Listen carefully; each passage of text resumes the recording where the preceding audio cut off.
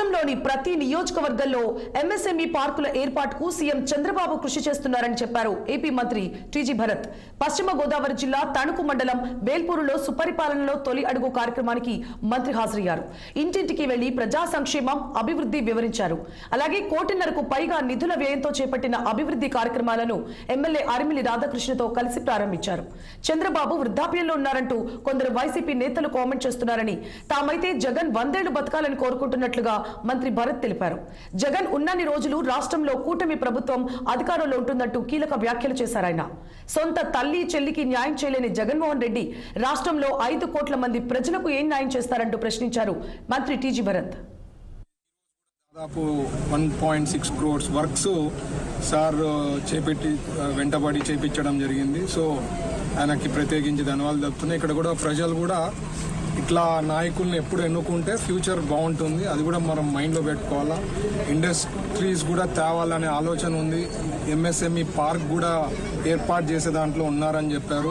ఎందుకంటే ఇక్కడ land availability కొద్ది క్రిటికల్ అన్నారు. సో ఎమ్మెల్యే గారు అది కూడా వర్కౌట్ చేసి ఖచ్చితంగా అది కూడా తీరుస్తారు. ఇక్కడ ఎంఎస్ఎంఈ పార్క్ వచ్చిందనుకోండి, రేపు మనకి ఇండస్ట్రీస్కి చూపించేకి చిన్న వాళ్ళకి కానీ ఎవరికైనా అదొక గ్రేట్ ఆలోచన అండి. ఎందుకంటే అసలు ఎవరైనా ఇండస్ట్రీ పెట్టాలంటే ఫస్ట్ ల్యాండ్ అవైలబుల్ ఉండాలి.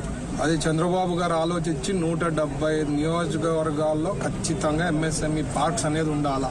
సో మనకు బేసిక్గా మనకు చేతిలో ఉంది అనుకోండి, అడిగే ఎవరన్నా వచ్చి మాకు ఎక్కడైనా పెట్టాలా, పెట్టుబడులు పెట్టాలంటే ఎక్కడ అంటే మన దగ్గర ఏమి ఉండకపోతే కష్టం. అట్లాంటిది ఎంఎస్ఎంఈ పార్కులు ప్రతి ఒక్క చోట చేయాలనే ఆలోచన.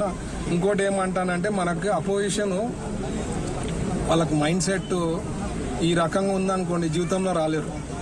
ఎందుకు చెప్తానంటే వాళ్ళ ఆలోచనలంతా ఎప్పుడు క్రిటిసిజం, అంటే ఆ క్రిటిసిజం కూడా చాలా హారిబుల్ ఉంటుంది. ఈ మధ్యలో ఒక ఎక్స్ మినిస్టర్ మాట్లాడుతూ 75 ఏళ్ళు 76 ఏళ్ళు ఎంతకాలం ఉంటారు ఏమి ఎంత బాధ అవుతుందండి.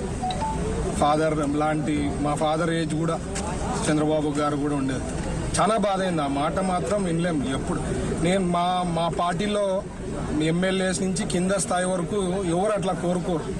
జగన్మోహన్ రెడ్డి 100 ఏళ్ళు బతకాలనే కోరుకుంటున్నాం.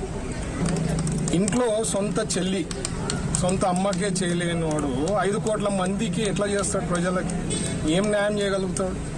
సో ప్రజలు కూడా ఎప్పుడు ఆలోచించాలి. ఎందుకంటే కన్స్ట్రక్టివ్గా క్రిటిసిజం ఉండాలి, కానీ ఇంత